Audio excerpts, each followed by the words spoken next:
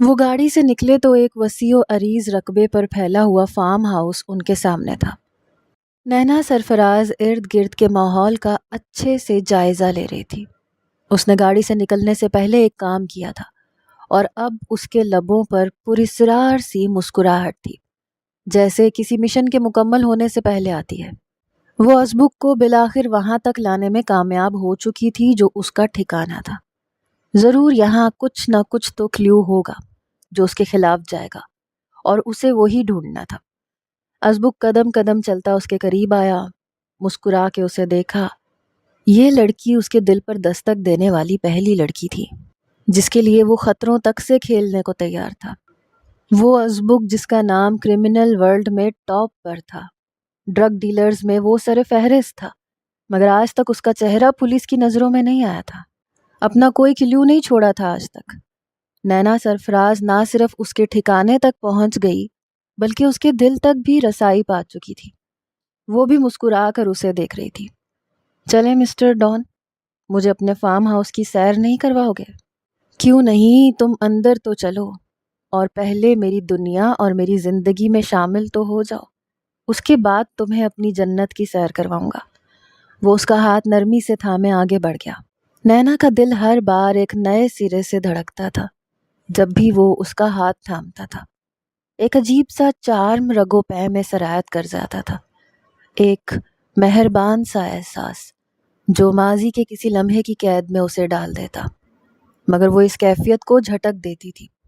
وہ چٹکنے والی نہیں تھی، وہ نینا سرفراز تھی جو شرجیل کمال کے نام کے ساتھ منسلک ہو چکی تھی۔ وہ نہ جانے کتنا پریشان ہوگا میرے بارے میں۔ اس نے بے اختیار شرجیل کے بارے میں سوچا۔ مجیب، جلدی سے سب کو تیار کرو، نینا کا ٹریکر سگنل بھیج رہا ہے۔ وہ ابھی کراچی کے ساحل کے آس پاس ہے، سڑک پر کسی گاڑی میں کہیں جا رہے ہیں۔ اسے ہمیں اگلے 4 گھنٹوں کے اندر اندر اس ٹھکانے تک پہنچنا ہے۔ اس بار غلطی کی کوئی گنجائش نہیں ہونی چاہیے۔ مجھے تو یہ سمجھ نہیں آ رہی کہ وہ نینا کو وہاں تک لے کیسے گیا۔ آخر ایسا بھی کیا چکر چلایا ہے نینا نے؟ شرجیل سوچ میں پڑ گیا تھا۔ اسے بار بار نینا کی فکر ہو رہی تھی۔ وہ ازبک جیسے گینگسٹر کے پاس تھی۔ شرجیل پچھلے 2 دنوں سے سو تک نہیں پایا تھا۔ وہ نینا کے گرین سگنل کا انتظار کرتا رہا، مگر نینا نے وہ ٹریکر کہاں پر لگایا تھا، کیونکہ جو ٹریکر نیکلس میں لگا تھا وہ اب کوئی سگنل نہیں دے رہا تھا۔ شاید ازبک اسے ضائع کر چکا تھا، مگر کمپیوٹر کی اسکرین پر ایک اور سگنل روشن تھا جو آہستہ آہستہ اسکرین پر آگے کی سمت بڑھ رہا تھا اور ابھی تھوڑی دیر پہلے ہی آن ہوا تھا۔ نینا نے وہ کہاں لگایا تھا؟ وہ اسکرین کے سامنے بیٹھا سوچنے لگا۔ سر نینا سرفراز نے وہ ٹریکر اپنے جسم کے اندر لگایا تھا اور میں نے ہی ان کے کہنے پہ لگایا تھا، ان کے کندھے میں اسکن کے نیچے۔ یہ ٹریکر تبھی ڈیٹیکٹ کیا جا سکتا تھا جب نینا ایسے ایریا میں آتی جہاں یہ سگنلز کیچ کر سکتا۔ مجھے لگتا ہے کہ ازبک نے پہلے نینا کو کسی کنٹینر یا کسی ایسی جگہ رکھا ہوا تھا جہاں سگنلز نہیں آ رہے تھے، اسی لیے ہم جان نہیں پائے کہ نینا کہاں ہے۔ مگر اب وہ اس ٹھکانے سے نکل کر کسی اور جگہ جا رہے ہیں۔ شاید ازبک نے نینا کو اچھی طرح سے چیک کیا ہے، مگر پھر بھی وہ ٹریکر ڈھونڈ نہیں پایا، کیونکہ MRI کیے بغیر وہ ڈیٹیکٹ نہیں کیا جا سکتا۔ وہ بڑے فخر سے اپنا کارنامہ بتا رہا تھا اور شرجیل نے بے اختیار اپنے ماتھے کو چھوا جس پر پسینے کے قطرے نمودار ہو چکے تھے۔ وہ خود بھی اس ایجنسی میں 5 سال سے تھا، مگر نینا اس کی سوچ سے کہیں بڑھ کر تھی۔ وہ مجرم کو پکڑنے کے لیے کوئی بھی رسک لے سکتی تھی۔ وہ دونوں 5 سال سے ایک ٹیم کی طرح کام کر رہے تھے۔ 1 سال پہلے ہی انہیں اندازہ ہو چکا تھا کہ وہ دونوں ایک دوسرے کے لیے بہت ضروری ہیں، اس لیے انہوں نے منگنی کر لی۔ بہت جلد شادی بھی ہونے والی تھی۔ وہ نینا کے متعلق بہت کانشیس رہتا تھا، کیونکہ وہ روز ہی کسی نہ کسی خطرے سے کھیلتے تھے، اپنی جان ہتھیلی پر رکھ کر، اور ہمیشہ اکٹھے ہی کام کرتے تھے۔ مگر اس بار وہ اکیلی ہی اس آگ کے دریا میں کودی تھی اور شرجیل بہت تشویش میں تھا۔ مجیب، تم جلدی سے ہر اس جگہ پر ناکے لگواؤ جہاں سے وہ گزریں گے۔ میں کوئی بھی رسک نہیں لے سکتا، نہ جانے وہ اسے کہاں لے کے جا رہا ہے، اسے کچھ ہو گیا تو۔ جیسے جیسے ٹریکر کی لوکیشن اسکرین پہ چلتی جا رہی تھی، ویسے ویسے شرجیل کی تشویش میں اضافہ ہوتا جا رہا تھا۔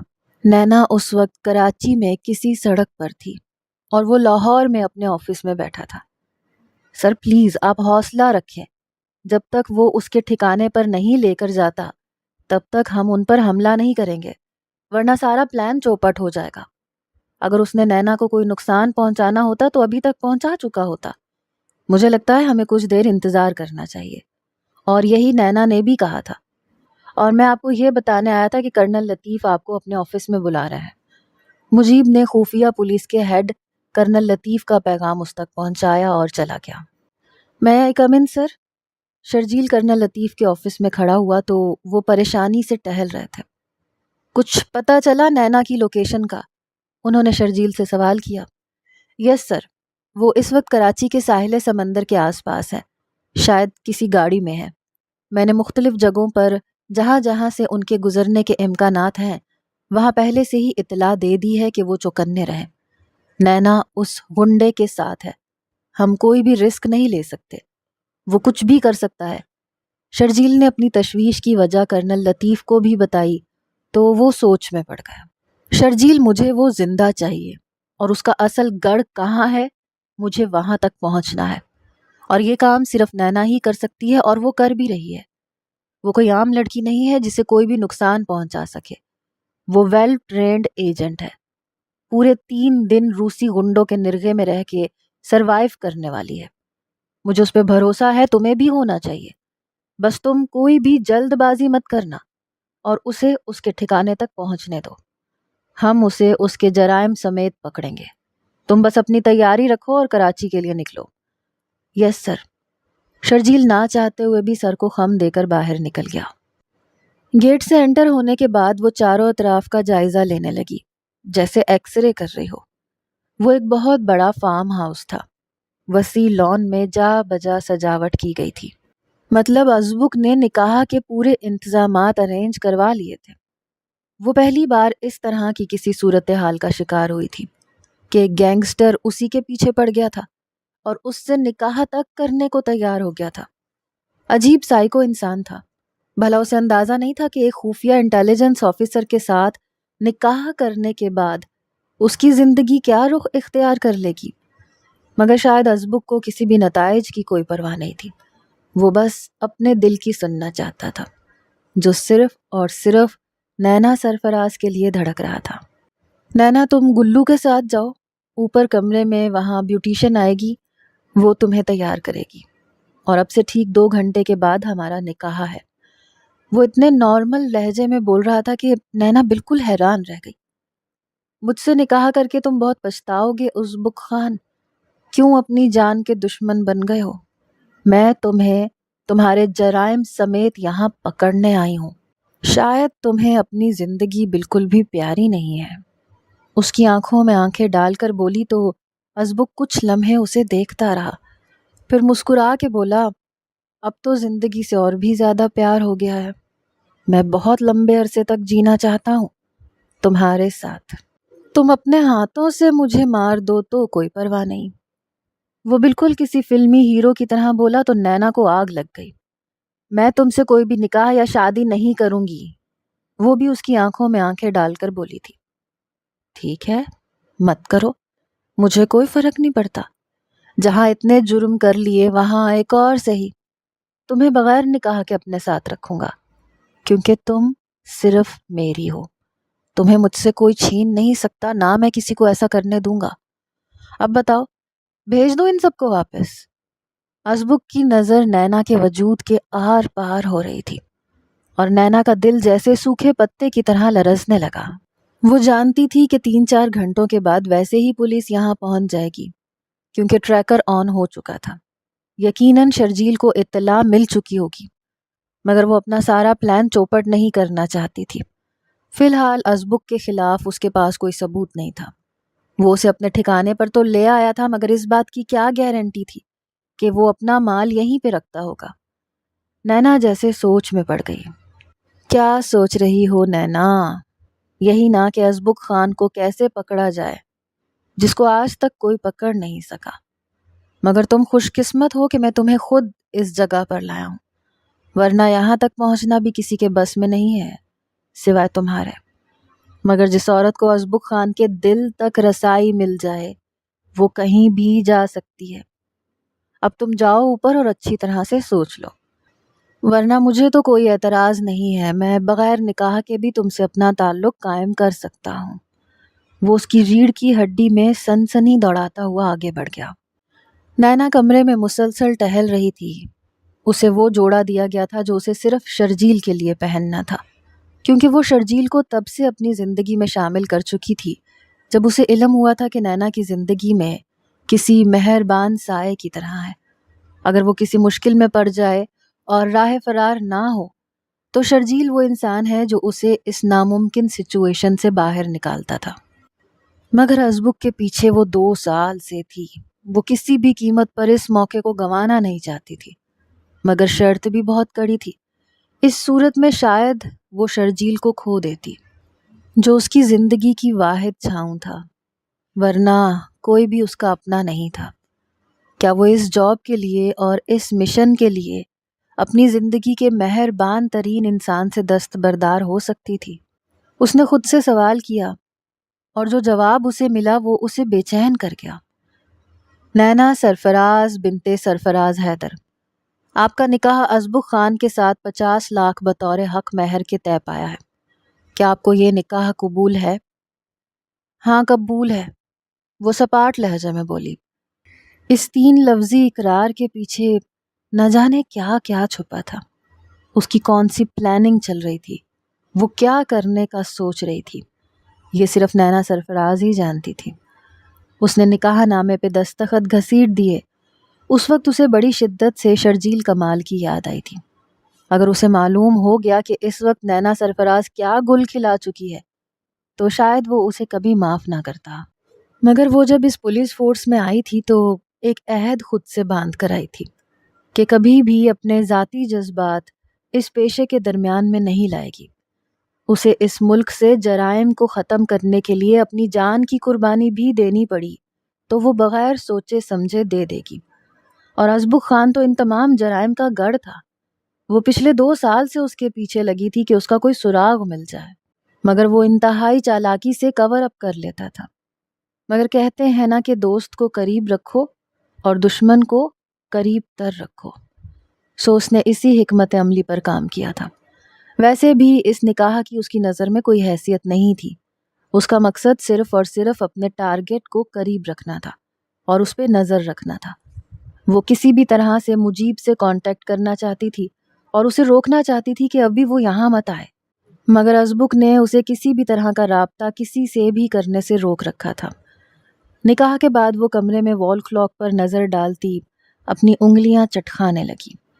اسے یہاں آئے 4 گھنٹے ہو چکے تھے اور وہ بس آنے ہی والے ہوں گے۔ ذہن تیزی سے کام کر رہا تھا۔ اسے کیا کرنا تھا؟ بار بار اس کی نظریں گھڑی پر پڑتیں۔ وقت آگے بڑھ رہا تھا اور نینا کمال کی زندگی ایک دم سے پیچھے کو چلنے لگی۔ گھڑی کی سوئیاں تیزی سے پیچھے کا سفر کرنے لگیں اور جب وہ سوئی رکی تو زندگی اسے 5 سال پیچھے لے گئی جب وہ ماسکو کی سڑکوں پر ٹہل رہی تھی۔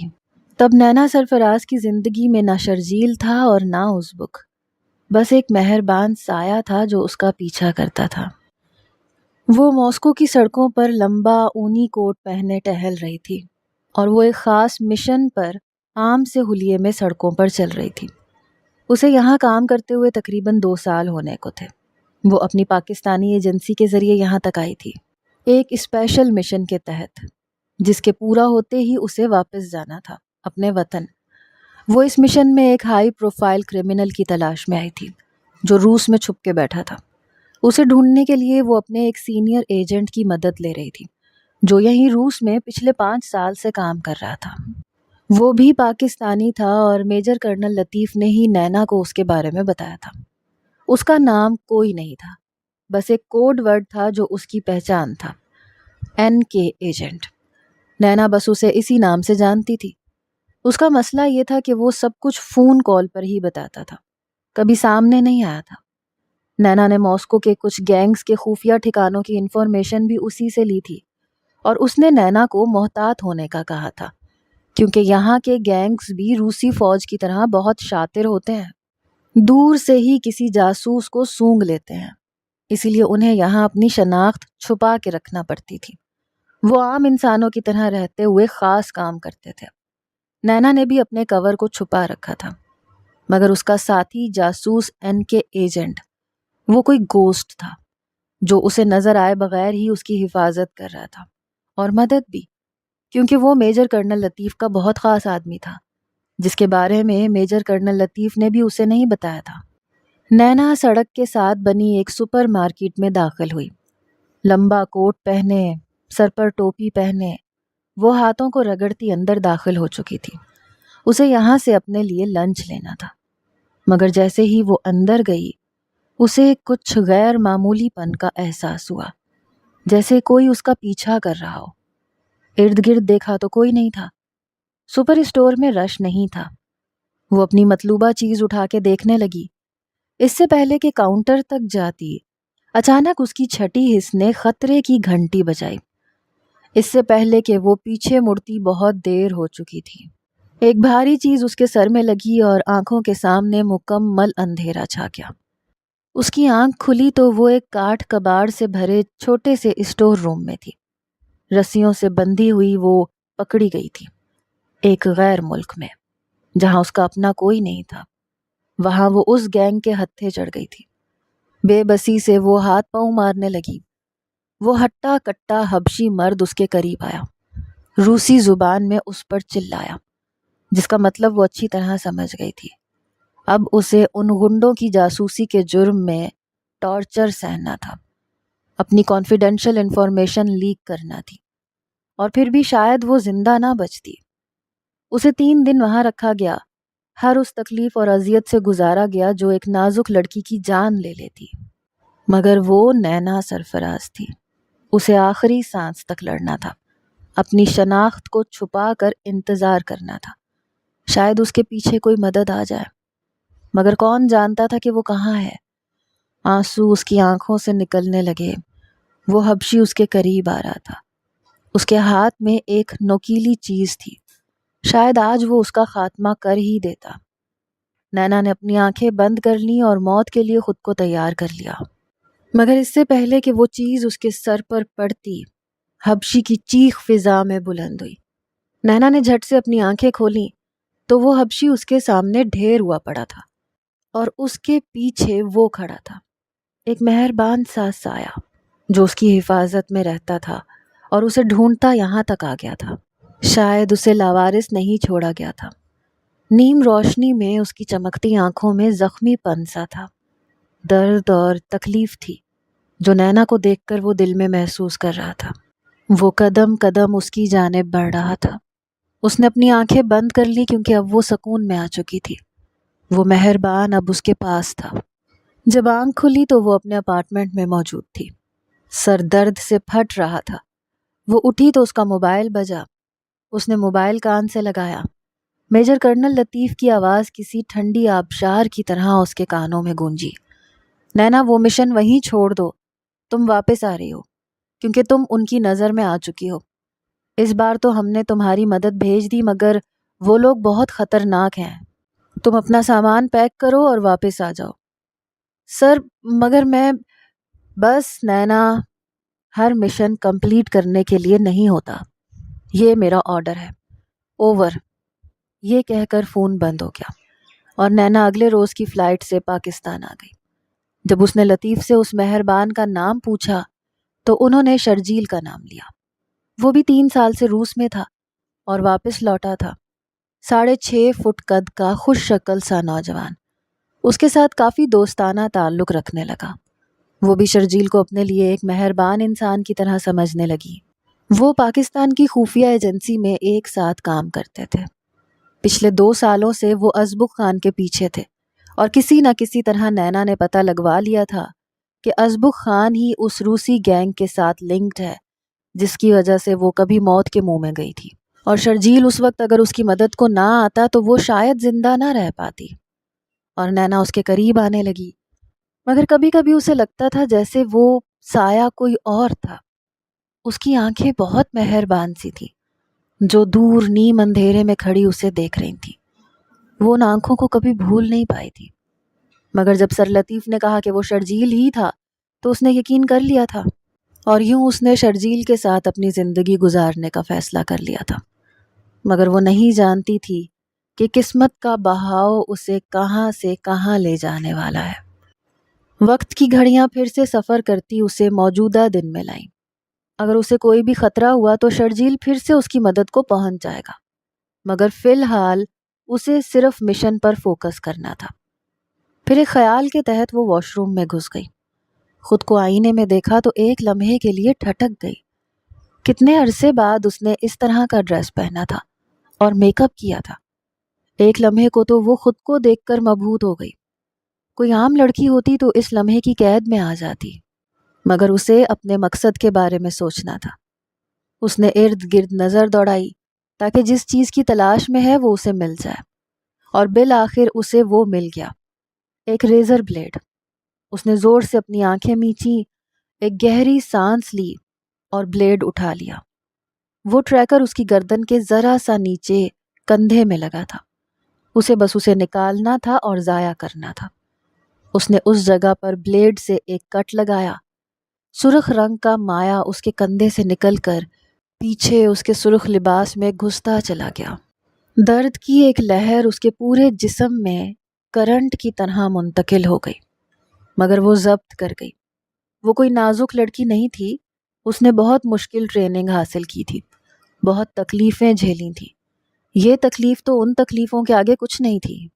بالآخر اس نے اوپر والی اسکن کو اتار کر بالکل اس کے نیچے لگا ٹریکر نوچ کر کھینچا اور اسے واش روم میں ہی کہیں چھپا دیا، تاکہ اس کے یہاں سے جانے کے بعد شرجیل اور اس کی ٹیم یہاں پہنچ جائے اور اس جگہ کی چھان بین بھی کرے۔ مگر فی الحال وہ ازبک کو ان کی پہنچ سے دور کرنا چاہتی تھی اور خود اس کے قریب رہ کر اس تک پہنچنا چاہتی تھی۔ یہی اس کا پلان تھا جس کے لیے اس نے اتنا بڑا فیصلہ لیا تھا، اس سے نکاح کی صورت۔ اس نے اپنے کندھے پر اپنے ہاتھ سے دباؤ ڈالا تاکہ خون رک جائے۔ چہرے پر درد کے آثار تھے۔ وہ واش روم سے نکلی تو سامنے وہ کھڑا تھا۔ کیا چھپا رہی ہو نینا؟ کیا ہوا ہے؟ اس کی آنکھوں میں ایک دم سے تشویش بھر گئی، ایک فکر مندی سی۔ وہ کچھ پل ان آنکھوں میں بغور دیکھنے لگی۔ وہ کیوں اسے ہمدرد سی لگتی تھی، مگر پھر سر جھٹکا۔ کچھ نہیں، بس میں واش روم میں گر گئی تھی اور مجھے چوٹ لگ گئی پیچھے سے۔ کیا تمہارے پاس کوئی سنی پلاسٹ ہے؟ وہ نارمل سے لہجے میں بولی تو وہ ایک دم سے اس کے پیچھے آیا، اس کا ہاتھ ہٹا کے دیکھا۔ یہ کیسی چوٹ ہے؟ یوں لگتا ہے جیسے تم نے خود کو خود ہی نقصان پہنچایا ہے۔ اس سے پہلے کہ وہ واش روم میں گھستا اور دیکھتا، نینا نے اس کا ہاتھ پکڑ لیا۔ میرا خون بہت قیمتی ہے ازبک خان، میں خود کو خود سے چوٹ کبھی نہیں پہنچاتی۔ اگر کوئی بینڈیج ہے تو لگا دو، ورنہ ایسے ہی ٹھیک ہے۔ ویسے بھی تم جیسے ظالم سے کسی مرہم کی امید کہاں رکھی جا سکتی ہے؟ وہ تنزن بولی تو ازبک کے چہرے پر لمحے کو زخمی سا تاثر ابھرا تھا، جیسے اسے بہت تکلیف ہوئی ہو نینا کی بات سے۔ وہ کمرے میں موجود کبرڈ کھولنے لگا۔ سامنے ہی فرسٹ ایڈ باکس پڑا تھا۔ اسے کھولا اور روئی نکال کر نینا کا زخم صاف کرنے لگا۔ صحیح کہہ رہی ہو، بہت ظالم ہوں میں نے کہا کہ فوراً بعد تمہیں زخمی کر دیا، مگر میرے ساتھ رہو گی تو چھوٹے موٹے زخم لگتے رہیں گے، اس لیے میں نے ان پر مرہم لگانے کے سارے انتظامات کر رکھے ہیں۔ وہ اس کے زخم پر پٹی لگاتے ہوئے بولا، مگر تمہیں کوئی بڑا زخم نہیں لگاؤں گا، اس بات کا وعدہ کرتا ہوں۔ وہ اسے اپنے سامنے کر کے بولا تھا۔ مجھے یہاں سے لے چلو، کہیں بھی، مگر مجھے یہاں نہیں رہنا۔ وہ اس کی بات نظر انداز کر کے بولی، جس پہ وہ ذرا سا حیران ہوا۔ کیوں، کیا ہوا؟ کیا تمہارے رشتہ دار تمہیں شادی کی بدھائی دینے کے لیے آ رہے ہیں یہاں؟ پھر پریشان کیوں ہو؟ کیا ڈر رہی ہو ان کا سامنا کرنے سے؟ اور خاص طور پر شرجیل کمال کا سامنا کرنے سے، جس کی آنکھوں میں شاید تم نے اپنی سنگت کے خواب بنے ہیں۔ وہ یہاں تمہیں اس حالت میں دیکھے گا تو اس کے خواب تو کرچی کرچی ہو جائیں گے نا۔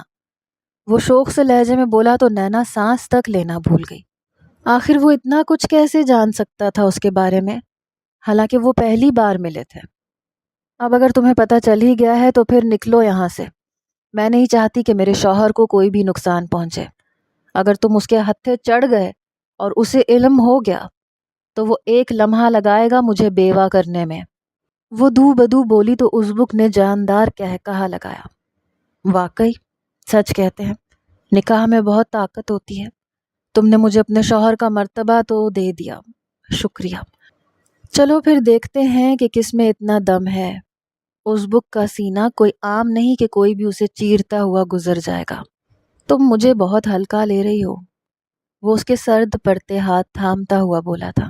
نینا کو پہلی بار احساس ہوا کہ شاید اس نے ازبک کے ساتھ منسوب ہو کر غلطی کر دی ہے، مگر اب کوئی فائدہ نہیں تھا۔ اچانک باہر دور کہیں پولیس موبائل کے سائرن سنائی دے رہے تھے۔ نینا ایک دم سے اس کا ہاتھ چھوڑ کر کھڑکی کا پردہ اٹھا کے دیکھنے لگی۔ ازبک خان کا یہ فارم ہاؤس آبادی سے دور ہٹ کر بہت سارے درختوں کے بیچوں بیچ تھا۔ نینا ایک دم سے پیچھے پلٹی۔ اب اپنے خفیہ راستوں کو استعمال میں لاؤ اور نکلو یہاں سے، کیونکہ وہ بہت قریب آ چکے ہیں۔ ویسے پولیس آ بھی گئی تو مجھے پکڑ نہیں سکتی، میں نے کوئی جرم نہیں کیا تم سے نکاح کر کے، بلکہ تم نے اپنی مرضی سے مجھ سے نکاح کیا ہے، اور دنیا کی کوئی بھی جیل مجھے شوہر ہونے کے جرم میں اپنے اندر نہیں ڈال سکتی۔ وہ اس قدر نارمل لہجے میں بولا کہ نینا کو آگ لگ گئی۔ اگر وہ اتنا نارمل تھا تو یقیناً اس فارم ہاؤس میں کچھ بھی ایسا نہیں تھا جس کی وجہ سے ازبک خان کا کوئی بھی جرم ثابت ہوتا، اس لیے یہاں رہنے کا کوئی فائدہ نہیں تھا۔ اگر تم چاہتے ہو کہ میں تمہارے ساتھ رہوں تو ہمیں یہاں نہیں رکنا، ورنہ مجھے کوئی مسئلہ نہیں ہے، میں اپنے چند منٹ پرانے شوہر کو ایک لمحے میں چھوڑ کر اپنے میکے والوں کے ساتھ جا سکتی ہوں، اور تم زبردستی مجھے اپنے پاس نہیں رکھ سکتے۔ اب سوچ لو کیا کرنا ہے۔ وہ جانتی تھی کہ ازبک اب کسی صورت یہاں نہیں رکے گا۔ تو پھر چلو مسز ازبک خان، تمہیں اپنی دنیا کی سیر کرواؤں۔ وہ اس کا ہاتھ تھامتے اسے ایک جھٹکے سے اپنے ساتھ لگا گیا۔ نینا کا دل ایک لمحے کو رکا تھا، مگر وہ صرف ایک لمحہ تھا۔ اگلے پل وہ بجلی کی سی تیزی سے اسے وہاں سے لے کر نکلا۔ اس کے بندوں نے گاڑیاں پہلے سے ہی سٹارٹ کر رکھی تھیں۔ وہ فارم ہاؤس کے پچھلے گیٹ کی طرف تھیں۔ نینا اس کی ہر حکمت عملی پر غور کر رہی تھی۔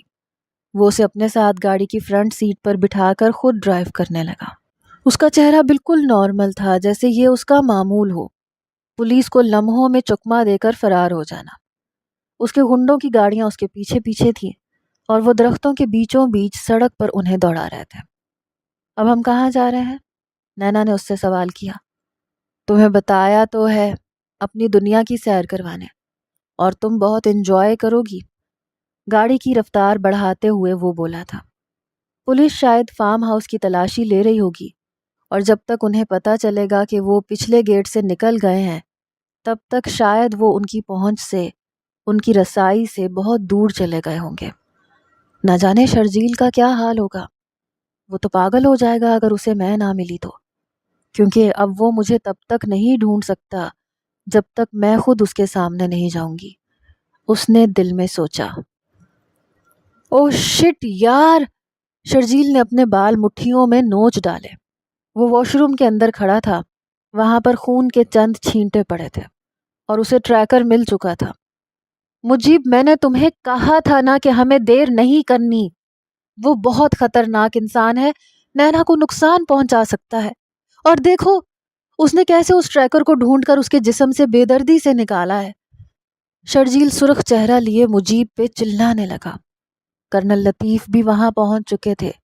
پورے فارم ہاؤس کو کھنگالا گیا، مگر کچھ بھی ایسا نہیں تھا جس سے اس کے مجرم ہونے کا پتہ چل سکے۔ مگر ایک چیز ضرور ملی تھی جس نے لطیف صاحب کو پریشانی میں ڈال دیا تھا۔ شرجیل، کام ڈاؤن، اس پروفیشن میں جذبات کی کوئی جگہ نہیں ہے۔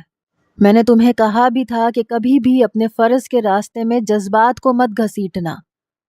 جب ہم اس عہدے پر آنے کا عہد لیتے ہیں تو بہت کچھ قربان کرنا پڑتا ہے۔ اس ملک سے دشمنوں کی حفاظت کرنے کا عہد آسان نہیں ہوتا، جان ہتھیلی پر رکھنی پڑتی ہے، اور نینا یہی کر رہی ہے۔ میں اس کی حکمت عملی سمجھ چکا ہوں، تم بھی سمجھ جاؤ تو بہتر ہوگا۔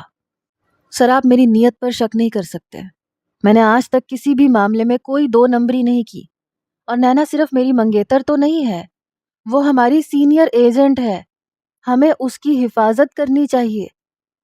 تم ٹھیک کہہ رہے ہو، اور مجھے نینا سرفراز پر پورا بھروسہ ہے، مگر تم اپنی بات کی تصحیح کر لو، وہ اب تمہاری منگیتر نہیں رہی۔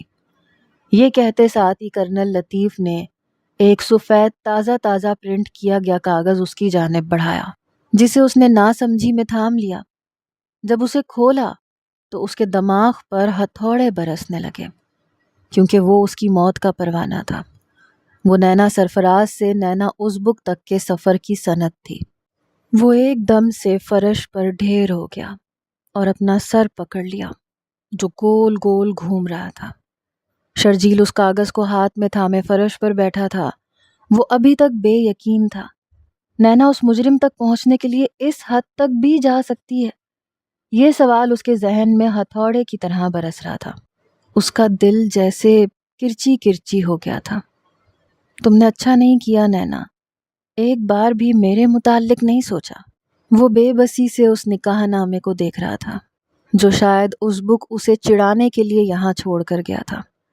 ازبک سے تو وہ ویسے بھی خار کھاتا تھا، مگر اب تو وہ اس کی جان لے کر چھوڑے گا۔ اس نے ٹھان لیا تھا۔ کرنل لطیف کسی گہری سوچ میں تھے، جیسے بہت سارے اسرار اپنے سینے میں چھپائے ہوئے ہوں، جن پر سے اگر پردہ ہٹ جاتا تو شاید ہر چیز تہس نہس ہو کر رہ جاتی۔ اس لیے وہ بس خاموشی سے شرجیل کو دیکھتے باہر نکل گئے۔ ان کے دل کا بوجھ ایک دم سے بڑھ گیا تھا۔ انہیں کھلی فضا میں سانس لینے کی ضرورت تھی۔ نینا گاڑی کی سیٹ پر سر ٹکا کر سو رہی تھی اور ازبک بار بار ایک نظر اس کے سراپے پر ڈالتا، پھر سامنے سڑک کی طرف دیکھنے لگتا۔ آج اس نے اس لڑکی کو پا لیا تھا جو کب سے اس کے دل کی سرزمین پر پنجے گاڑے بیٹھی تھی۔ اگر 5 سال قبل وہ واقعہ اس کی زندگی میں رونما نہ ہوا ہوتا تو شاید آج وہ پورے حق سے اسے اپنا بناتا، نہ کہ زبردستی۔ مگر قسمت کے پہیے نے اسے ہیرو سے ولن بنا دیا تھا، اور وہ ہر اس انسان سے بدلہ لینا چاہتا تھا جس نے اس کی شناخت اس سے چھینی تھی۔ رات کی تاریکی ہر سو پھیل رہی تھی اور اس نے فیصلہ کر لیا تھا کہ نینا کو اب اس جگہ پر لے کر جائے گا جہاں پر اس کی پرانی شناخت کھوئی تھی، اور اسے بتائے گا کہ ازبک خان نے ایک لمحاتی کیفیت کے زیر اثر اسے اپنی زندگی میں شامل نہیں کیا، بلکہ نینا اس کی زندگی میں بہت پہلے سے تھی، مگر شاید وہی بے خبر تھی۔ ازبک نے ایک بار پھر پلٹ کر اسے دیکھا جو بے فکری سے سو رہی تھی۔ اچانک گاڑی ایک منزل پر رکی۔ اس کا سفر تمام ہوا، مگر شاید یہ شروعات تھی۔